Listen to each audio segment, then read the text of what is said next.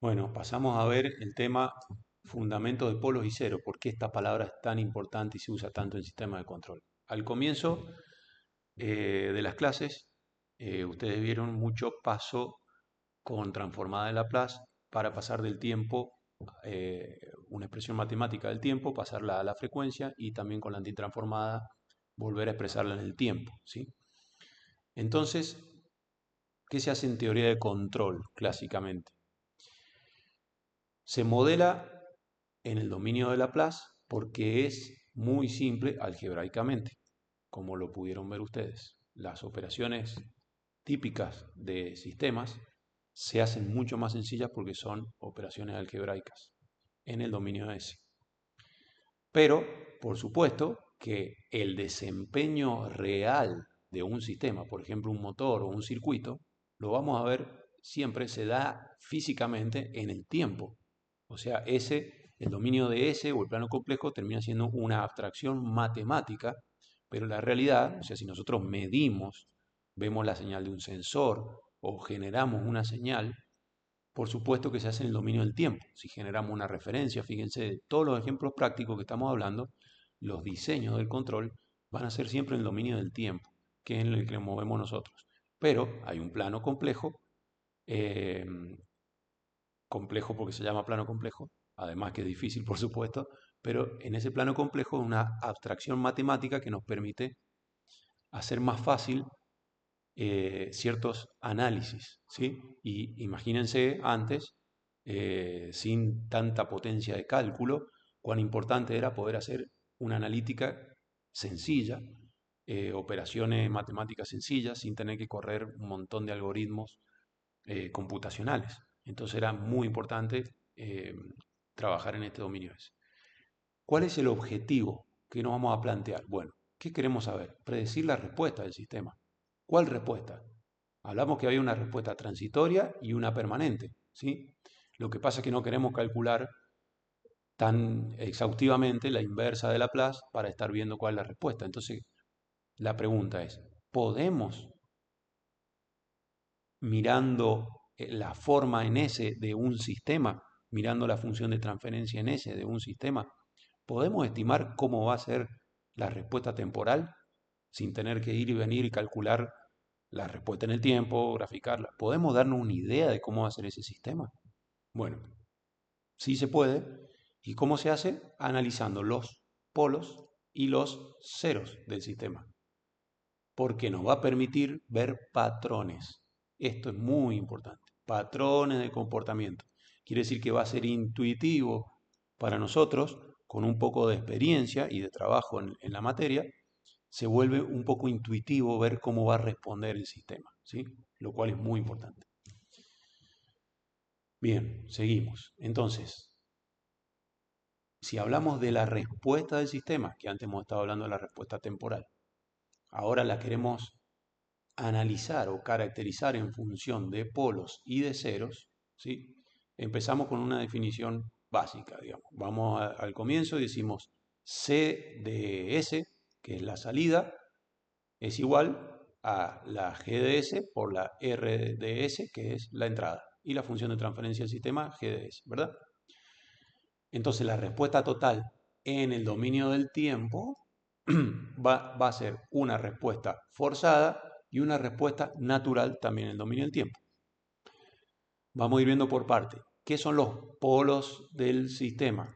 Bueno, son los valores de S que me hacen infinita la función de transferencia, por lo tanto, son las raíces del denominador de la función de transferencia. Los ceros del sistema son los valores de S, ¿sí?, que hacen cero la función de transferencia, entonces son las raíces del numerador, ¿sí?, de la función de transferencia. Entonces nosotros viendo los polos y cero podemos ver la respuesta forzada. Perdón, la respuesta del sistema. Ahora, yo les dije que la respuesta total del sistema era la respuesta forzada más la respuesta natural.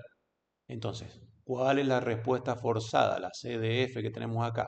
Bueno, la respuesta en estado estacionario. Era la segunda parte de la respuesta, ¿sí? ¿Se acuerdan cuando vimos en el tema anterior?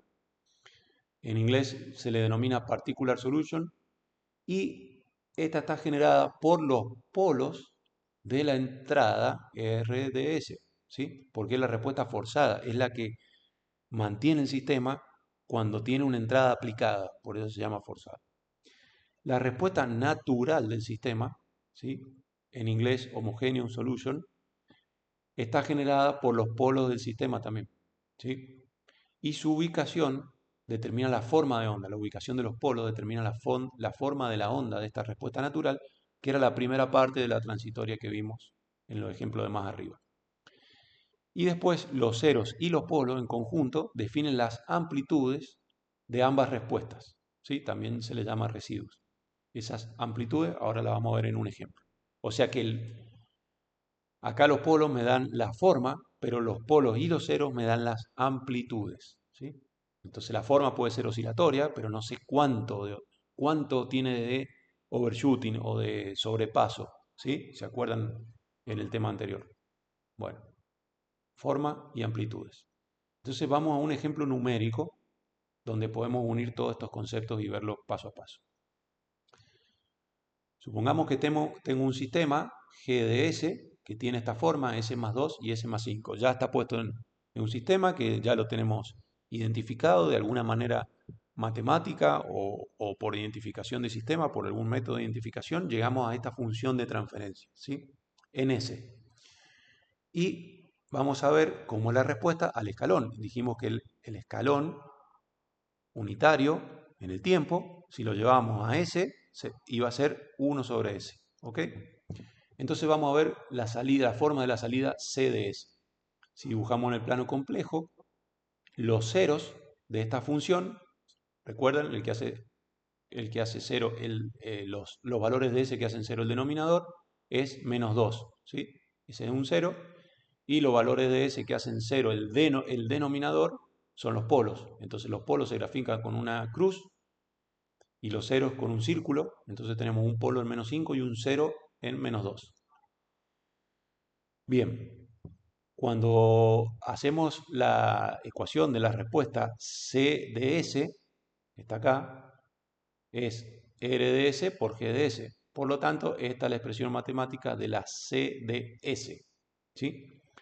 Entonces, miren, a esta C de S, si hacemos la transformada de la salida, operando un poquito acá, esta C de S la podemos ver como 2 quintos, que es 0,4 creo, sobre S, más 3 quintos sobre S más 5.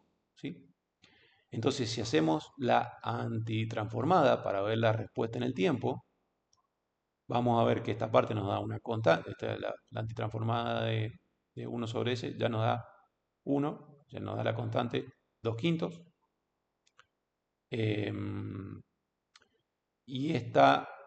la antitransformada de este término nos da 3 quintos por e a la menos 5t. Aquí ya estamos en el dominio del tiempo y podemos graficarla perfectamente con cualquier ploteo, dando valores a t y descubriendo cuánto nos da la c de t. Entonces, si graficamos esta función, va a tener un aporte de respuesta forzada y un aporte de respuesta natural. Fíjense, si seguimos el camino para atrás, ¿de dónde viene esta respuesta natural y esta respuesta forzada? Bueno, la natural, dijimos que la C de S, ¿sí? La C de S es R de S por G de S y es esta expresión matemática que tenemos acá. Entonces tenemos un 0 en menos 2, que es lo que está acá. Por el término del 1 sobre S más 5 tenemos un polo en menos 5. Y por el término de 1 sobre S tenemos un polo en el origen. ¿Sí? Entonces tenemos un polo por el aporte de la entrada, tenemos un 0 por el aporte de la ecuación del sistema y un polo también del sistema. El polo, ¿sí? Sigan la flecha, la primera azul, el polo en el origen nos lleva a este término de la respuesta que es una constante. El polo en menos 5 nos lleva a esta forma de onda de esta respuesta que es una exponencial negativa. Y el 0 con el polo del 5 y el polo de 2, fíjense el 0 de menos 2 y el polo de 5 me da la amplitud, ¿sí? Si ustedes siguen esta flecha que está acá, me está dando el aporte en la amplitud del sistema, ¿sí? Entonces, vamos a ver la gráfica de esto para que sea más intuitivo todavía, pero lo importante es que los polos me están aportando la forma de la respuesta y los polos juntos con los ceros me están aportando las amplitudes de esa respuesta y que tenemos la respuesta natural y la forzada. Entonces, veamos acá que es muy intuitivo en el espacio del tiempo. Entonces, comencemos por la entrada. ¿Qué teníamos? Una entrada de escalón, ¿sí? Que es la gráfica que está en azul, una entrada de escalón unitaria, ¿sí? Luego teníamos miren la respuesta, la C de t, ¿sí? Teníamos un término que era una constante, 2/5, ¿sí? Que es la respuesta forzada y ese 2/5 es 0,4, está en verde. Entonces, vamos a ver esta señal de acá.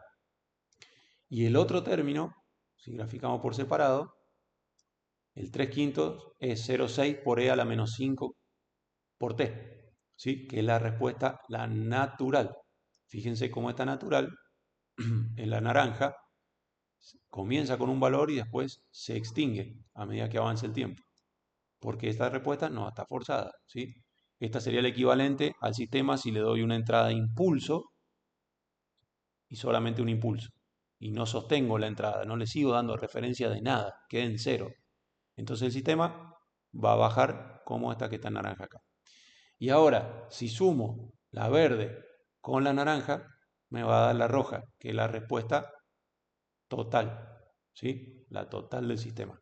Que es lo que habíamos visto, que tenía un comportamiento de exponencial negativa más una constante, ¿sí? Por lo tanto, esa exponencial nunca va a ir a 0 a 0, sino que va a tender al valor de la constante, que es lo que podemos ver acá. Entonces aquí podemos ver, por ejemplo, el error de estado estacionario entre la salida total y la entrada de referencia. Y también podemos ver cómo ha sido el comportamiento de los primeros momentos de esta señal, ¿sí? O sea que podemos ver durante este tiempo cómo es el transitorio de la respuesta. Entonces, conclusiones. Los polos de la entrada me llevan a la respuesta forzada. Los polos de la función de transferencia me llevan a la respuesta libre. Y los ceros y polos en su conjunto me definen las amplitudes de la respuesta. Bien.